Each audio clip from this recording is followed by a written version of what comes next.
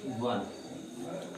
सबसे पहला टॉपिक जो हमसे कह रहा है तो कह रहा है कि निम्नलिखित में से कौन सा कथन सत्य है या असत्य, अपने उत्तर का औचित्य दीजिए। पहला जो टॉपिक है, निम्नलिखित में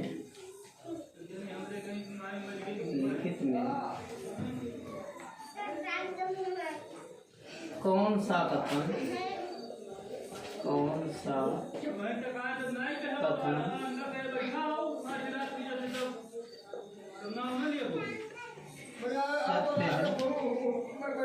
अथवा असत्य।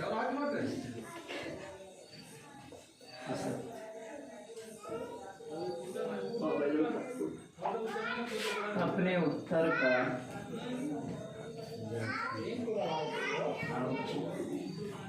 का औचित्य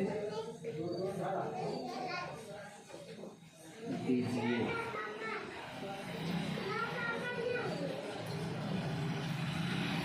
फर्स्ट पॉइंट हमसे कह रहा है प्रत्येक पूर्ण संख्या एक प्राकृतिक संख्या है। प्रत्येक पूर्ण संख्या एक प्राकृतिक संख्या है। इसको हम चेक करेंगे कि वास्तव में प्रत्येक पूर्ण संख्या एक प्राकृतिक संख्या है। तो देखिए, पूर्ण संख्या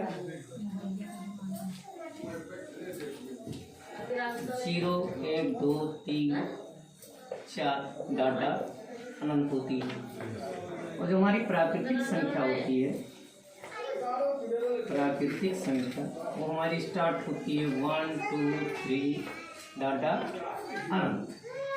अब हमें ये देखना है कि देखिए, पूर्ण संख्या में 0 है लेकिन प्राकृतिक संख्या में 0 नहीं है, इसलिए प्रत्येक पूर्ण संख्या एक प्राकृतिक संख्या नहीं हो सकती। ये कथन क्या है? असत्य है। ये कथन असत्य। सेकेंड टॉपिक कह रहा है शून्य ना तो ऋणात्मक है और ना ही धनात्मक है। शून्य ना तो ऋणात्मक है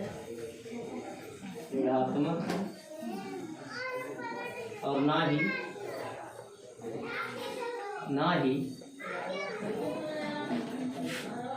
धनात्मक। तो शून्य का मतलब होता है हमारे पास कुछ है ही नहीं, तो ना तो उस पर माइनस चार्ज होता है ना ही प्लस चार्ज होता है। तो शून्य ना तो ऋणात्मक है और ना ही धनात्मक। ये कथन क्या है? सत्य।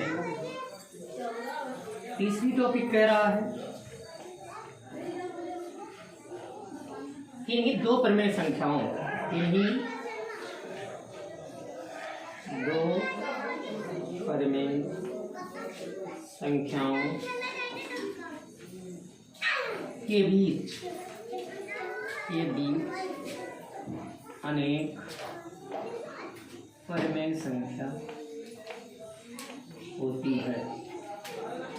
अनेक परिमेय संख्या होती है।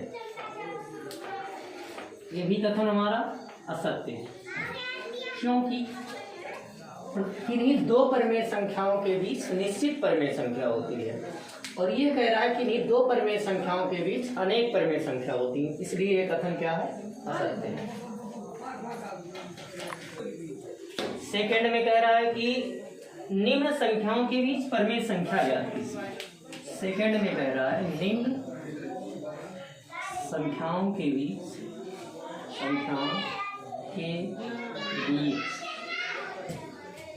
परिमेय संख्या ज्ञात कीजिए।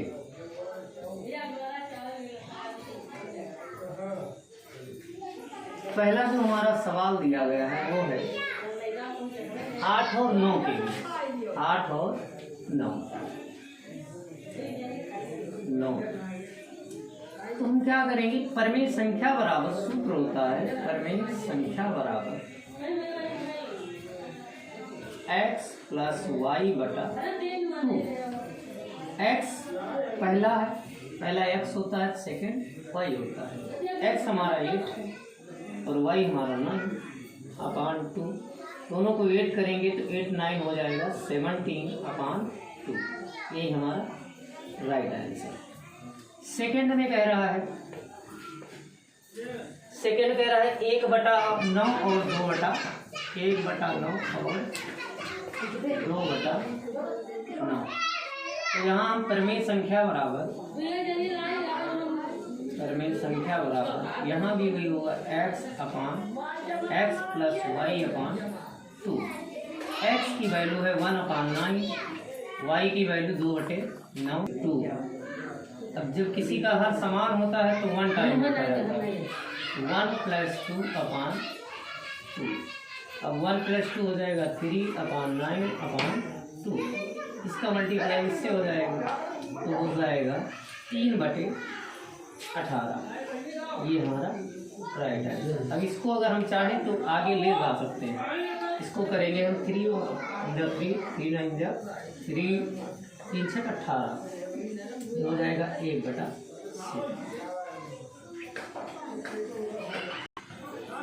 सवाल नंबर 3। इसमें कह रहा है -3 और -4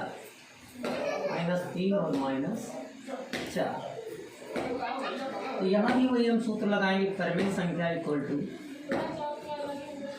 संख्या बराबर x + y/2 -3 + -4। जब दो चिन्ह अगल बगल होते हैं तो एक को हम ब्रैकेट में करते हैं। /2 हो जाएगा तो -3 प्लस माइनस का मल्टीप्लाई -/2। अभी हमारा हो जाएगा -3 -4 -7/2। ये तीसरे सवाल का राइट आंसर है। सवाल नंबर 4। इसमें कह रहा है कि 0.72 0.75 और 1.2। तो यहाँ भी वही करेंगे हम। परिमेय संख्या equal to x + y/2। x की वैल्यू है 0.75, इसकी वैल्यू है 1.2/2। इन दोनों को मल्टीप्लाई, इन दोनों को जब जोड़ेंगे हम तो 1.95/2। पॉइंट हटाएंगे, 2 अंक बाद है 2 जीरो बढ़ जाएंगे 195/200। ये 5 से कट जाएगा, 5 के 15 5 45 520। तो हमारा राइट आंसर हो जाएगा 39/40।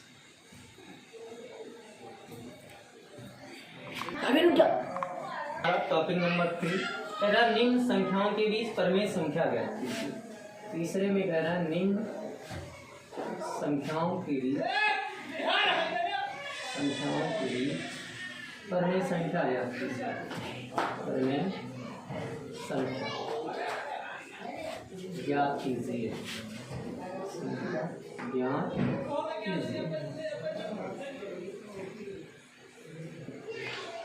पहला जो सवाल हमारा है उसमें कह रहा है 4 और 5 के बीच 4 परिमेय संख्या।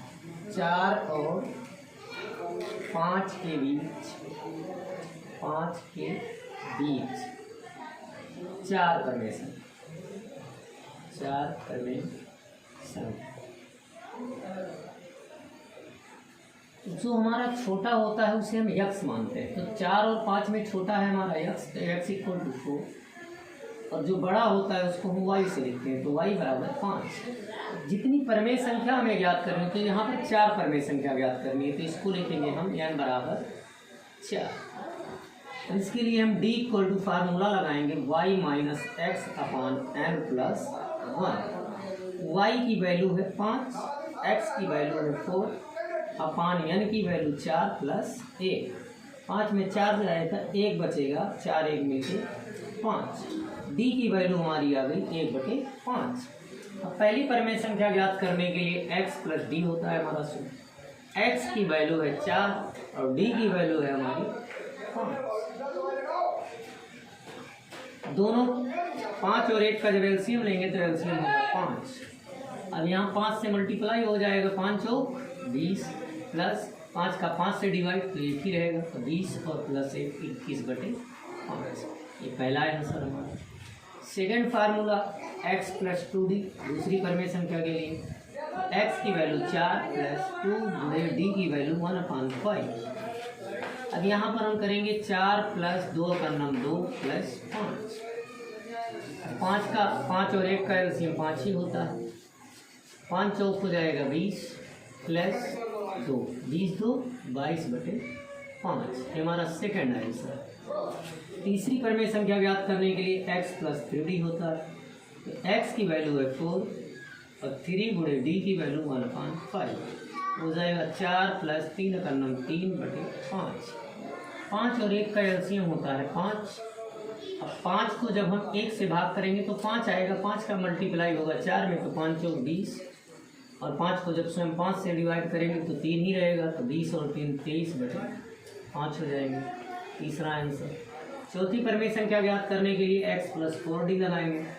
x की वैल्यू है 4 और 4 गुणे डी की वैल्यू 1/5। ये हो जाएगा हमारा 4 प्लस 4 का नाम 4/5। अब 5 और 1 का एलसीएम 5। 1 से जब हम 5 को डिवाइड करेंगे तो 5 आएगा, 5 का मल्टीप्लाई 4 में होगा, तो 5 चौक 20। और 5 को 5 से भाग करेंगे तो 1 ही आएगा, तो 4 का गुणा 1 से होगा तो 4 ही होगा, तो 20 4 24/5। ये हमारा रहा तीसरे के पहले का आंसर। इसको हम चाहें तो इस तरह से क्रमागत लिख सकते हैं, 21/5 कामा 22/5 कामा 23/5 कामा 24/5। ये हमारे चारों प्रमेय संख्याएं।